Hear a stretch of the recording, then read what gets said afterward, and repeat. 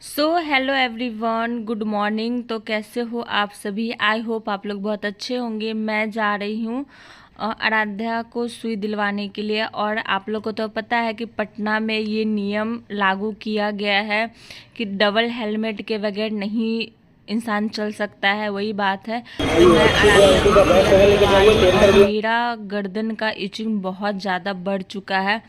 जब मैं घर गई तो फिर मेरे साथ अर्नब बाबू और मैं आराध्या को घर पे छोड़ दी थी। उसके बाद मैं निकली खितान मार्केट के लिए। तो यहाँ अर्नब को बहुत नींद आ रहा था, तो अर्नब बाबू मेरा सो गया।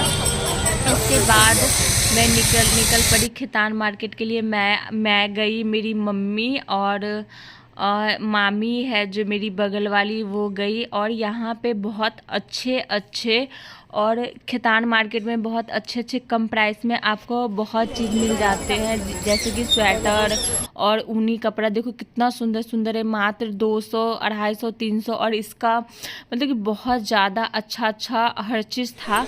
उसके बाद मैंने और मेरी मम्मी ने साड़ी देखी यहाँ पे, क्योंकि जाते समय भी साड़ी दिया जाता है। और ये साड़ी बहुत सुंदर लग रहा था मुझे। इसका प्राइस मैं बता दूँ, इसका प्राइस 3200 रुपया था, लेकिन बहुत ज़्यादा सुंदर भी था। तो और इसका साड़ी, ये भी साड़ी बहुत अच्छा लग रहा था। इसका प्राइस तो समझिए कि 4 से 5 हज़ार रुपया था इसका भी प्राइस। उसके बाद मैंने और मेरी मम्मी ने देखा साड़ी खितान मार्केट में हर रेंज का साड़ी नहीं मिलता है। अगर कॉस्टली में जाओ या तो अच्छा अच्छा मिल ही जाता है।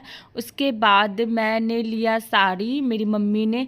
उसके बाद फिर हम लोग निकल पड़े घर के लिए निकल पड़े। तो यहाँ आप लोगों को तो पता है कि पटना में महावीर मंदिर है। तो यहाँ देखो, मैं फर्स्ट टाइम देखी रही हूँ रात को ऐसा व्यू। मंदिर बहुत सजा हुआ है, महावीर मंदिर पटना में।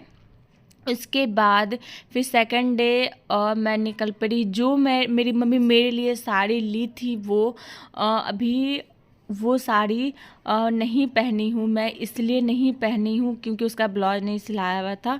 तो मेरी मम्मी मुझे दूसरा साड़ी निकाल के दी। उसके बाद मेरा बेटा यहाँ पे गाड़ी में बैठा हुआ था। फिर मैं निकल पड़ी और मैं करी हूँ बाय बाय अर्नब बाबू।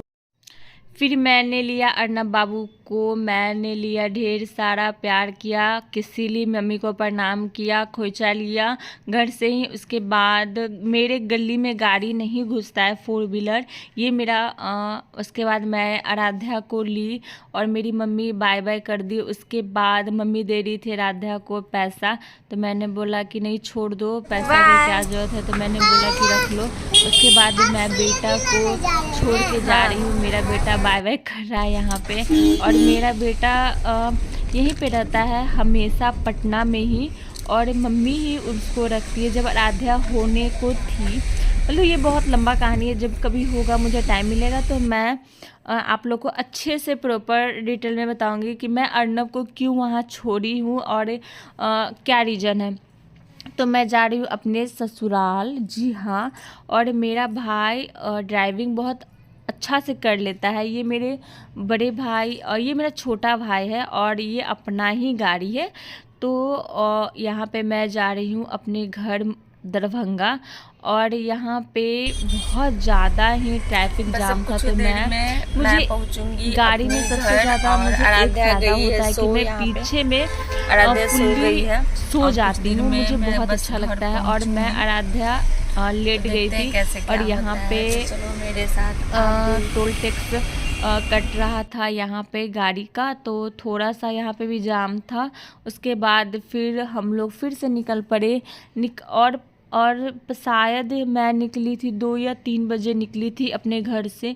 तो आते आते 6-7 बज गया था दरभंगा, यहाँ दरभंगा मेरे घर। तो उसके बाद रास्ते में देखिए कैसे क्या होता है। रास्ते में हम लोगों ने कुछ तो नहीं खाया, बस ऐसे ही हम लोग एंजॉय करते हुए अपने घर को रवाना हो गए। और मेरा बेटा मुझे मेरे फेस को बहुत देख रहा था। उसका भी मन रहता है आने के लिए, लेकिन उसका मन रहता है फिर तुरंत भर में वो चेंज हो जाता है कि नहीं मुझे नानी यहाँ रहना है, नहीं मुझे नानी यहाँ रहना है। तो वही बात है, नानी कि यहाँ सब दिन से रह लिया है। उसके बाद मैं खाई यहाँ पे खाना, तो